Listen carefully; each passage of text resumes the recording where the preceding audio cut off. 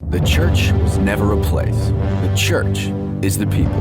Wherever we can connect and whenever we can connect. Like the first churches who met in homes, temple courts, anywhere that God's people could meet. In today's world, it is now more possible than ever.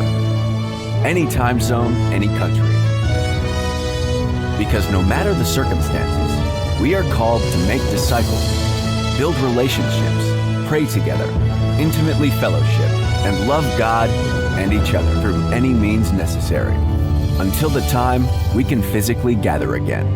For the church was never a place. The church is the people.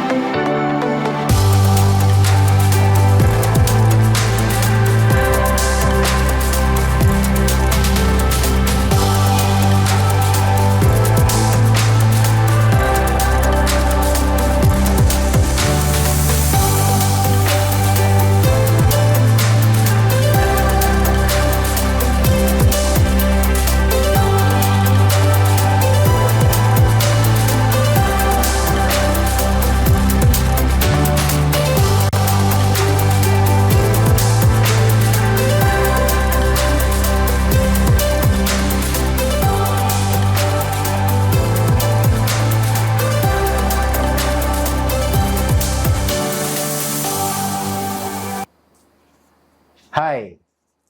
Umabot ba sa pula ang gas gauge ng kotse mo bago ka magpagasolina? Ganito rin ba ang cellphone at computer mo? Nag-below 10% na ang battery bago mo i-charge muli. You don't have to wait for yourself to run on red light or empty bago mo alagaan ang iyong sarili. So, our topic for today is, are you on red light? Are you stressed or running on low bat? Sa 1 Kings chapter 19, verse 1, ganito ang ating mababasa. Now Ahab told Jezebel everything Elijah had done and how he had killed all the prophets with the sword. So Jezebel sent a messenger to Elijah to say, "May the gods deal with me, be it ever so severely. If by this time tomorrow I do not make your life like that of one of them." Elijah was afraid and ran for his life. When he came to Beersheba in Judah, he left his servant there, while he himself went a day's journey into the wilderness.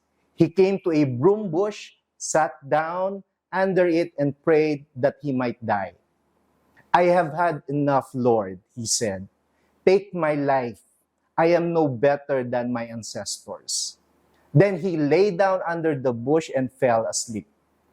All at once, an angel touched him and said, "Get up and eat." He looked around, and there by his head was some bread baked over hot coals and a jar of water. He ate and drank and then lay down again.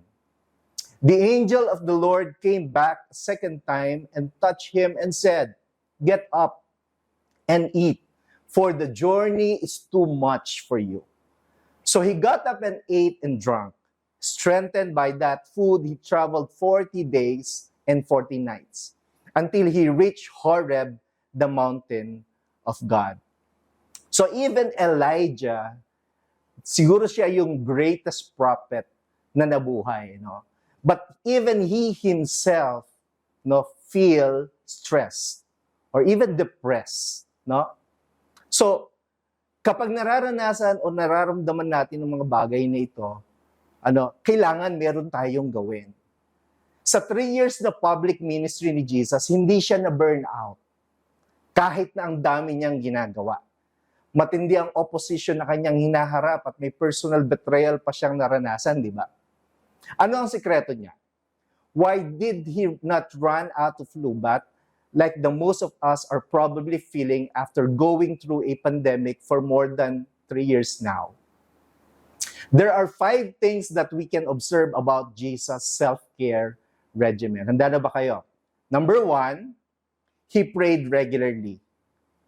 He prayed regularly. Jesus prayed regularly. Sa Mark chapter 1 verse 35, ganito ang ating mababasa. Before daybreak, the next morning, Jesus got up and went out to an isolated place to pray. Imagine, si Jesus na yon, pero he himself is praying. He himself is praying to his heavenly Father.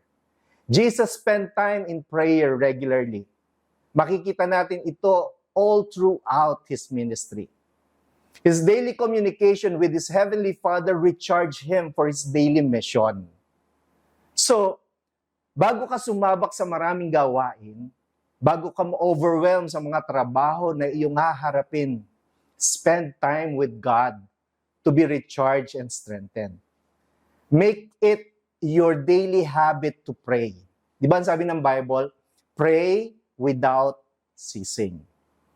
Prayer should not be our last option, mga kapatid. It should be our only option. And napansin ko nga, whenever I pray in the morning, it sets everything. It sets my mood. It sets my day. So Jesus prayed regularly. Second, he practiced solitude. Maraming beses din natin makikita sa Gospels na may mga panahon na pumupunta si Jesus sa hindi matataong lugar para mapag-isa. So just imagine, even Jesus himself, meron siyang me time na tinatawag. No? In Matthew chapter 14, verse 13, we read that when Jesus heard that John the Baptist had been beheaded, he withdrew by boat privately to a solitary place. So pumupunta siya sa hindi matataong lugar, maybe to recharge, to reflect, no? Araw-araw, marami ang aagaw sa ating oras at atensyon na hindi na natin nabibigyan ng panahon ang sarili natin para mag-isip. Kamustahin ang sarili natin at mag-reflect. Jesus practiced solitude. He knew when to withdraw from the multitude rather. So palagay ko, isa ito sa mga dahilan kung bakit mayroon siyang steadiness at focus. Number 3, Jesus knew how to rest. Marunong siyang magpahinga. Alam niya kung kailan magpapahinga. Nakakatuwang isipin na sa pamamagitan ng kanyang halimbawa, ipinakita sa atin ni Jesus na hindi bawal magpahinga. Uulitin ko po, hindi po bawal magpahinga. This is what we read in Matthew chapter 8. Ang sabi doon, then he got into the boat and his disciples followed him. Suddenly, a furious storm came up on the lake so that the waves swept over the boat, but Jesus was sleeping. This is a familiar story in the Bible, mga kapatid. Di ba? Habang naglalayag sila, mayroong malakas na hangin na biglang bumulaga sa kanila out of nowhere. No? Tapos yung mga disciples, silang lahat ay nagulat, silang lahat ay natakot. No? Pero just imagine, di ba, bakit sila matatakot? Dahil karamihan sa kanila, ang iba sa kanila ay marunong lumangoy because they are fishermen rather. No? Mga mangingisda na dapat marunong lumangoy. Pero kahit sila natakot. But Jesus was what? Sleeping. No? Natutulog po si Jesus. Nagpa-power nap si Jesus sa gitna ng bagyo. Wow, I like that. No wonder hindi siya nagpanic sa gitna ng malalaking alon, mga kapatid. Di tulad ng mga kasama niya. Tandaan po natin, ang ipahinga ang utak at katawan ay nakakatulong para tayo ay muli maging kalmado. Napaka-importante po nun. Mga kapatid, ayaw ba nating ma-burnout? Magpahinga tayo. Learn how to rest. Tandaan ho natin, hindi ho lahat ng bagay kakayanin natin. Hindi po tayo si Superman. Take note, even Superman has kryptonite. So kailangan magpahinga tayo. Number 4, Jesus expressed His emotions. Ulitin ko po, He expressed His emotions.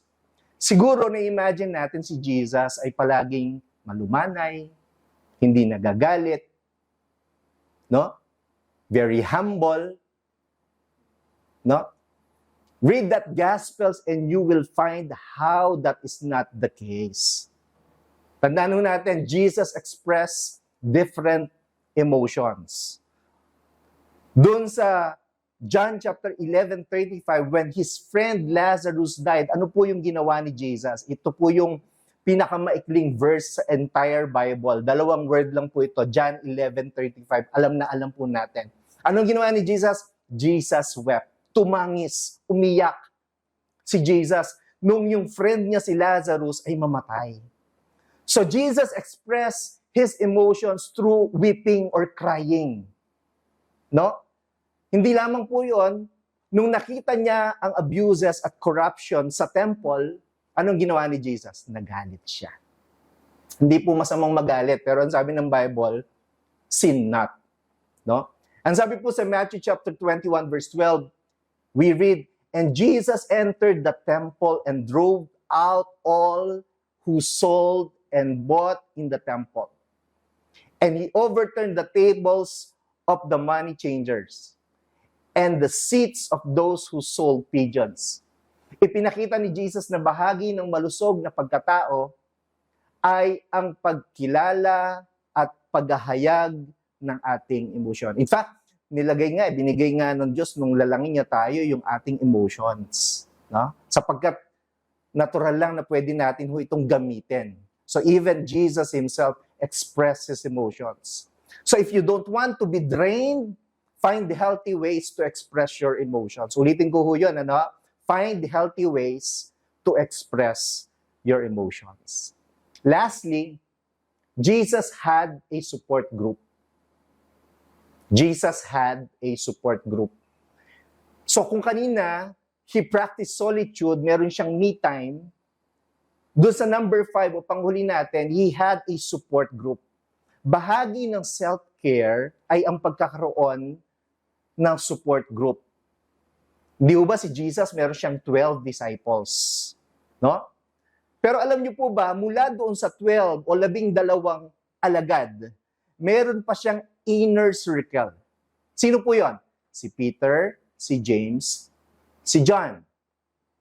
This was Jesus' closest relationships when He was here on earth. Mababasa ho natin in so many occasions in the New Testament, in the Gospels, na lagi niyang kasama si Peter, si James, at si John.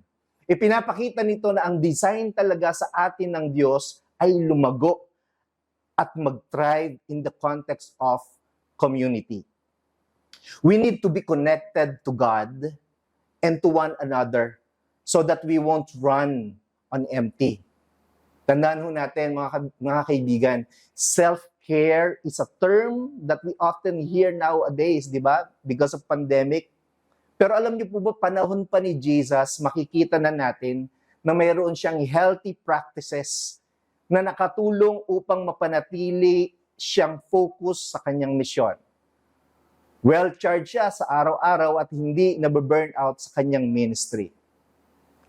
Mga kaibigan, are you running on low bat? Learn from the example of Jesus. Ang sabi po ng Matthew chapter 11 verse 28, "Come to me, all you who are weary and burdened, and I will give you rest.